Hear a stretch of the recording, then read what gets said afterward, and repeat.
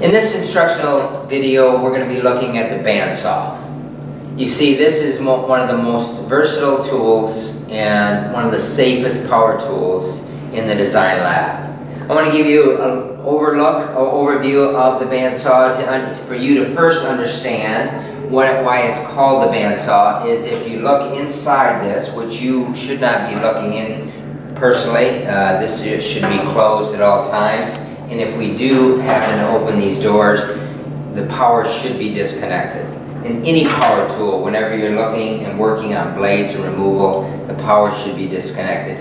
You see in this wheel right here, there's got a lower wheel and an upper wheel, and it's a continuous blade that goes around. The blade is not broken, it's not separate, it's one circular type blade. As you'll notice in the blade, it's right here, it's coming down into the table, which I'll note again at another point. What the other parts you want to consider is the on and off switch.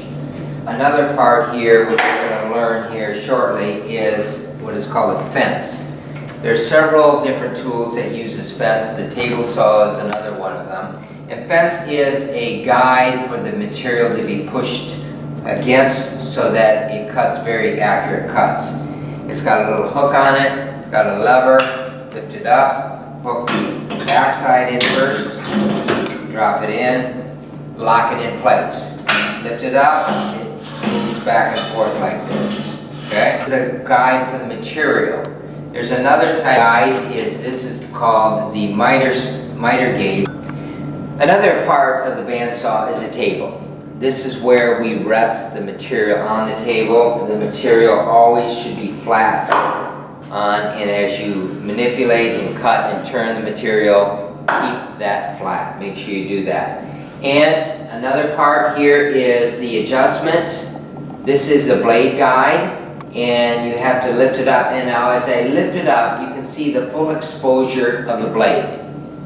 Another thing you see is the width of the blade. And that's an important part right here, is that the wider the blade, the straighter the cut. The more narrow blades are better for cutting curves. That means I can easier cut a curve with a narrow blade.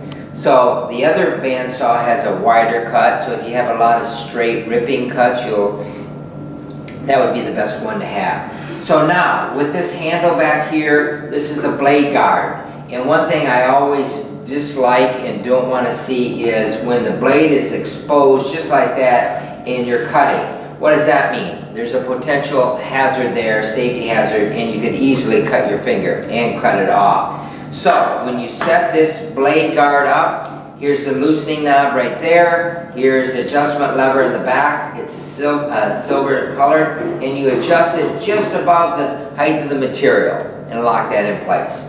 Now you can still see it and you can go through it. Alright? Now, whenever you're cutting a piece of wood, one thing that this particular saw is able to do well is you can cut this, unlike some other ones, is you can cut it just standing there and you can guide it with your hands. Because it can be free cutting, in a sense, you can cut it without the aid of a fence, unlike other types of saws.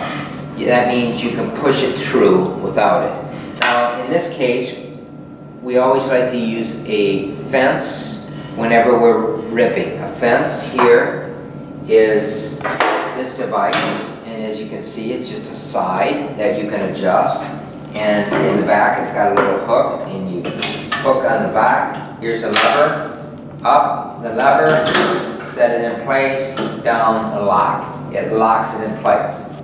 So that you can adjust this fence closer or away from the blade. Alright, and that means you can adjust also your piece of material. Now, if you're adjusting it, you can use a ruler. If you want to cut 10 centimeters, you use your ruler and you bring it into the blade, etc. And sometimes what I'll do, and usually when you do a bandsaw, it is not super accurate. And so you may have a line here that you're going to rip, and you can adjust it and move. I do this quite frequently. I move this real close to the blade, bump it a little bit, and sometimes it sticks, and then you see where it's at, lock it in place. And that's how you do it. Now, when you do use this fence, I just want to wipe it out. Make sure as you push it through, you keep it tight against the fence. You don't want it to wander away from the fence. A note when you're ripping something very thin and small, maybe you just need to take off 5 millimeters, as you can see my line. One of the things that I want you to consider is that when you line it up, I've seen a lot of people seem to want to cut it real close like this, and then all of a sudden they can't do it because it's stuck here, and then they adjust it real high, and then they try to adjust it like that.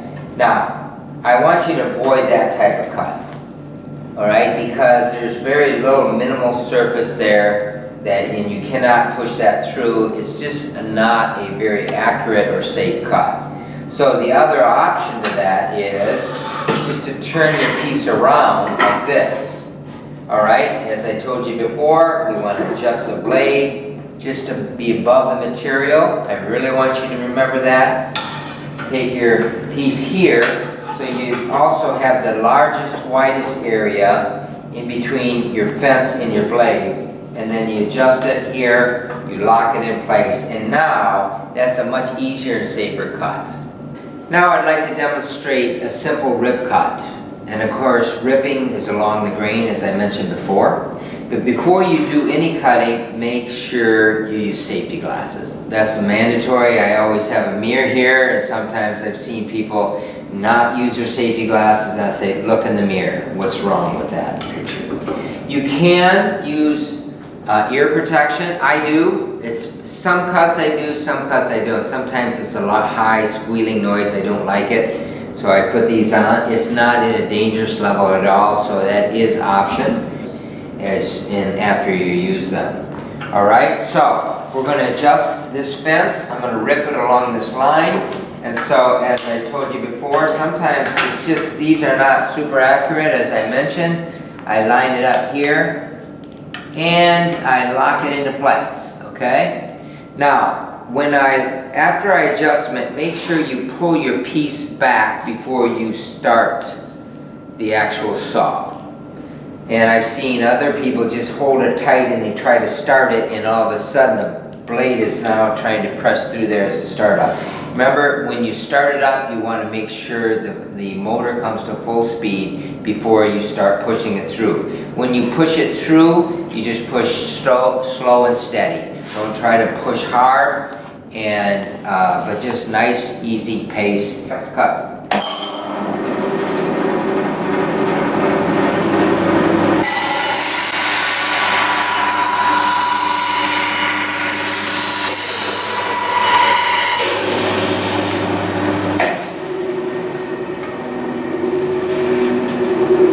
Now, as this comes to a slow, one thing I want you to avoid and keep in note that you want to wait till the blade stops before you remove any types of material, because I don't want you to reach in there with your fingers.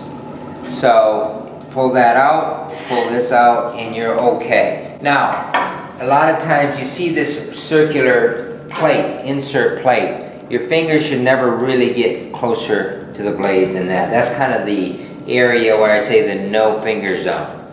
All right, now if I had an excess piece of material that comes off and it's lying right in there and you wanted to remove it, I say use a piece of scrap wood and remove it. Do not use your fingers. Do not try to reach your fingers in there and try to remove it. Just use a stick, a piece of softwood. You can move it at that case. All right, this bandsaw should never ever be used for small pieces like that. I would not cut this out. That's way too close, way too dangerous. I myself have been using this for many, many years, and I will not do that and risk that myself. And so this is not allowed to cut small pieces. So the next cut we want to do is a cross cut. Now we can use many pieces to use for cross cut, and one thing that we talked about is we need another type of a gauge. Alright, this is called a miter gauge, and it can be used for cross cutting. It's in a slot, you push it right through, it's the same thing, and in order for this to work properly, you've got to have it tight against the back of this gauge. Alright, if you can see that, and you can use different thicknesses, and again, I'd like to see this used. Turn it on, line it up, make sure your blade is not touching, and then feed the blade in. As I said before, you can push that scrap piece away, keep your fingers at a good distance. Like this, let's say you want to cut the length on this. Then I would say no. You see that angle right there? That is a very dangerous cut. Push this through, and what happened is it actually twisted like that, and the blade broke. Saw cuts curves like this. As you can see, it cuts limited arcs and stuff. It's not real minute or real tiny curves, but it does give some nice features, curvature features and stuff. And using this bandsaw to cut that, and let's get started. So, material back, power on, let it come to full speed. Now, when I start the cut, there's several ways you can do this. One is you can go alongside it, like parallel, and then gradually bring it in, and then turn it. And you always want to push as you're turning, and stay on the scrap side of the line. Push, you're going to have to make sure you have a good grip of your material. Remember, you can always sand off. Sometimes you can back up a little bit and say, oh, let me back up and kind of readjust it. Okay, maybe I can't keep turning. And if you kind of go off, like I just did there, that's okay. We can regroup and recut. And you can just kind of move off and then move it around.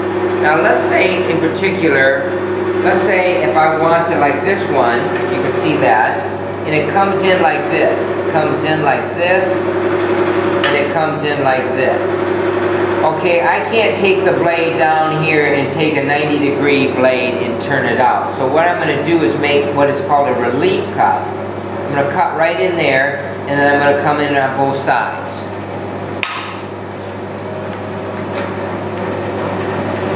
And then I'll relief cut here, straight in,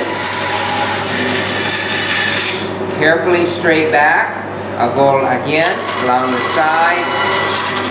Sometimes I'll readjust it, get it parallel with the line.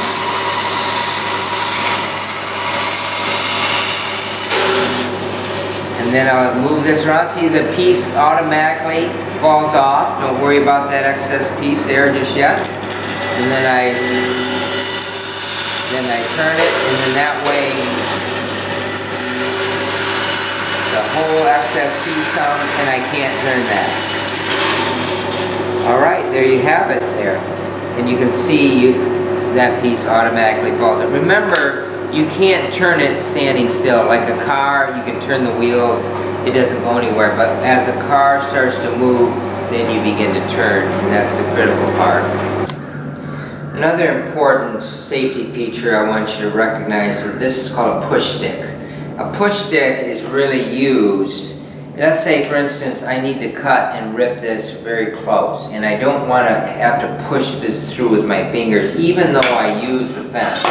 I may set the fence up very close like this, alright, and when I push this through I want to make sure I can use a push stick to kind of guide it through like this, and that way at the other end I can actually end up using this and push it through and not have to reach down with my fingers. And you'll find out when it's very narrow, you want to make sure you do that. A push stick, and we'll have different types of push sticks. Sometimes you can make a homemade one, or there may be a stick that you can use to push through, as long as you don't use your fingers. We always keep our push sticks right here,